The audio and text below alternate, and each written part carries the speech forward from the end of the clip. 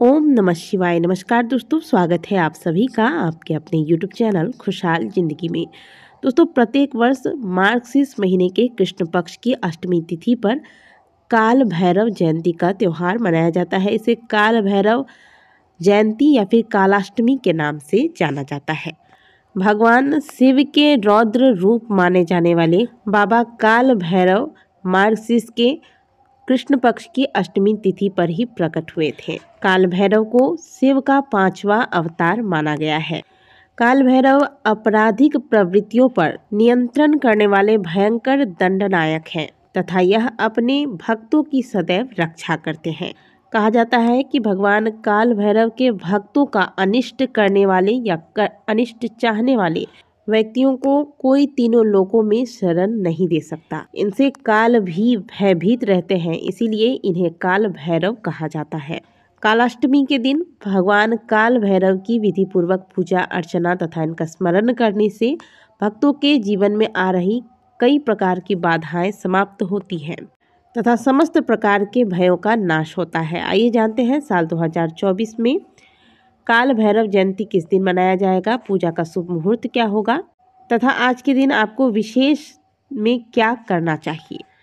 साल 2024 में मार्गशीर्ष मास के कृष्ण पक्ष की अष्टमी तिथि का प्रारंभ 22 नवंबर को शाम 6:07 पर हो जाएगा तथा इस तिथि का समापन 23 नवंबर को शाम 7:56 पर होगा।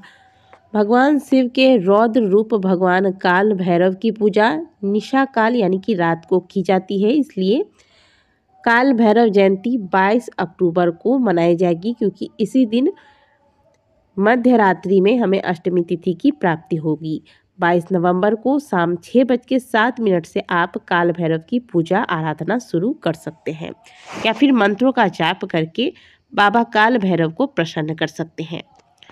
यदि आपको ऐसा लगता है कि आपके घर पर किसी ने कुछ कर दिया है, घर में नेगेटिव एनर्जी का यानी कि बुरी शक्तियों का प्रभाव है, या फिर यदि आपको ऐसा लगता है कि आपके शत्रु प्रबल हैं, या फिर अगर घर में हमेशा बीमारी बनी रहती है, आपका मन कभी प्रसन्न नहीं रहता, अचानक से आपको डर महसूस होता है या फिर अचानक से आपको रोने का मन करता है, या शनि संबंधित समस्याएं आपको परेशान कर रही हैं, तो इस प्रकार की तमाम समस्याओं का समाधान हो जाता है यदि आप काल भैरव की आराधना करते हैं।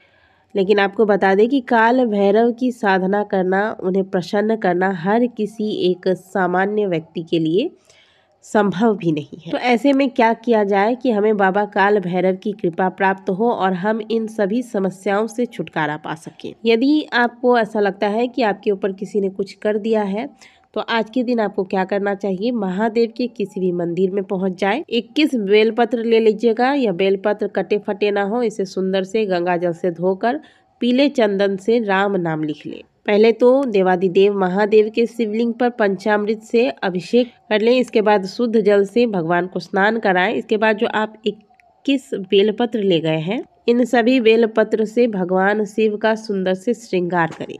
साथ में महादेव के जो प्रिय पुष्प हैं, जैसे अगर आपको हार श्रृंगार का पुष्प मिल जाता है, या फिर कनेल के पुष्प, अपराजिता के पुष्प, बेला का पुष्प, कोई भी इनमें से पुष्प आपको मिलता है, अगर आंकड़े का पुष्प मिल जाए तो और अच्छा है, इन पुष्पों से भगवान शिव के शिवलिंग का सुंदर से श्रृंगार कर लें। विधिवत तरीके से भगवान शिव का सुंदर तरीके से आप पूजन कर लें, श्रृंगार करें, भगवान को भोग लगाएं, धूप दीप इत्यादि दिखाएं और कर्पूर की बाती जलाकर भगवान का सुंदर से आप आरती उतार लें।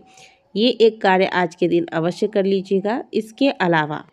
इसके अलावा यदि घर के आसपास काल भैरव का कोई मंदिर है, तो आज के दिन आप 7, 9, 11 या 21 जितना आपको नींबू मिल जाए, गोल नींबू जो कागजी नींबू होता है, वो ले लीजिएगा और इसकी माला तैयार कर लें और यह माला ले जाकर आप भगवान काल भैरव के मंदिर में उन्हें अर्पित करें। अब नींबू का नाम सुन के बहुत से लोग डर जाते हैं, इसमें आपको डरने की कोई आवश्यकता नहीं है, या कोई टोना टोटका या फिर तांत्रिक विधि नहीं है, बल्कि काल भैरव भगवान शिव के ही रौद्र स्वरूप हैं। इसलिए डरे नहीं, घबराए नहीं और नींबू की माला आज के दिन इन्हें अर्पित करें। इससे नज़र दोष से रक्षा होता है। यदि आपको लगता है कि आपको किसी की हाय लग गई है या किसी की बद्दुआ लग गई है, तो ऐसे में नींबू की माला आज के दिन भगवान काल भैरव को अर्पित करने से सभी प्रकार के नज़र दोष से भक्तों की रक्षा स्वयं काल भैरव महाराज करते हैं।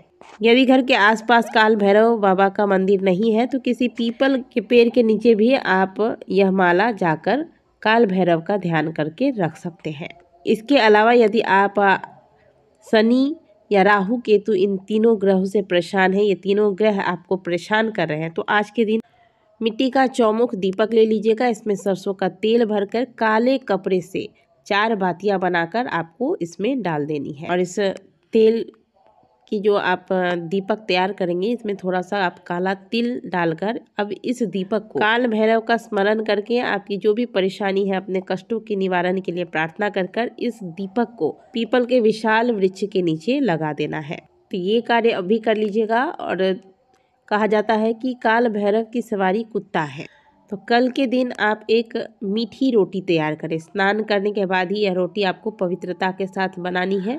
आटे की लोई में आप चीनी भरकर, जैसे आलू पराठा बनाते हैं वैसे ही शक्कर भर के आपको मीठी रोटी तैयार करनी है। रोटी को दोनों तरफ से अच्छे से सेकने के बाद इस पर अच्छे से आप सरसों का तेल लगा दें। अब इसके बाद इस रोटी को आप किसी काले कुत्ते को खिला दें। अगर काला कुत्ता नहीं मिलता है तो जो भी कुत्ता आपको दिख जाए उसे ही आप काल भैरव का ध्यान करके यह रोटी खिला दें। ऐसा करने से काल भैरव प्रसन्न होते हैं और आपके ऊपर यदि किसी भी प्रकार का नज़र दोष है, शत्रु बाधा है या फिर आप शनि राहु केतु जैसे ग्रहों से परेशान हैं तो ये सारी समस्याएं समाप्त होती हैं। स्वयं काल भैरव आपकी घर परिवार की रक्षा करते हैं।